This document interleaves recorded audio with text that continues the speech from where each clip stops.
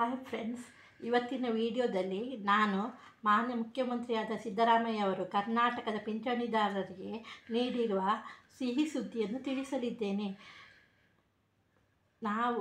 ನೀವು ಇನ್ನೂ ನನ್ನ ಚಾನಲ್ಗೆ ಸಬ್ಸ್ಕ್ರೈಬ್ ಆಗಿಲ್ಲ ಅಂದಲ್ಲಿ ಸಬ್ಸ್ಕ್ರೈಬ್ ಮಾಡಿಕೊಂಡು ಬೆಲ್ ನೋಟಿಫಿಕೇಷನ್ ಕ್ಲಿಕ್ ಮಾಡಿ ಎಲ್ಲ ಅಪ್ಡೇಟ್ಗಳನ್ನು ಕೂಡಲೇ ತಿಳಿದುಕೊಳ್ಳಿ.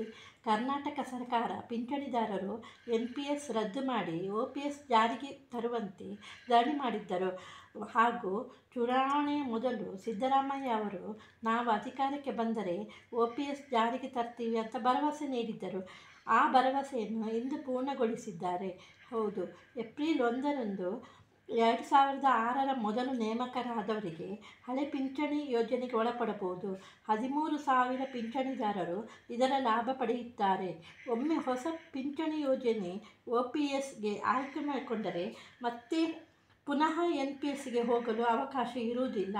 ಯಾರಿಗೆ NPS ಯೋಜನೆ ಬೇಕು ಅಂತ ಇದೆಯೇ ಅವರು ಅರ್ಜಿ ಸಲ್ಲಿಸಬೇಕಾಗಿಲ್ಲ. OPS ಆಯ್ಕೆ ಮಾಡಿಕೊಳ್ಳುವವರು ಮಾತ್ರ ಜೂನ್ 30ರ ಒಳಗಾಗಿ ಪೆನ್ಷನ್ ಡಿಪಾರ್ಟ್ಮೆಂಟ್ ಅಥವಾ ಇನ್ಕಮ್ ಡಿಪಾರ್ಟ್ಮೆಂಟ್ಗೆ ಅರ್ಜಿ ಸಲ್ಲಿಸಬೇಕು. ಧನ್ಯವಾದಗಳು.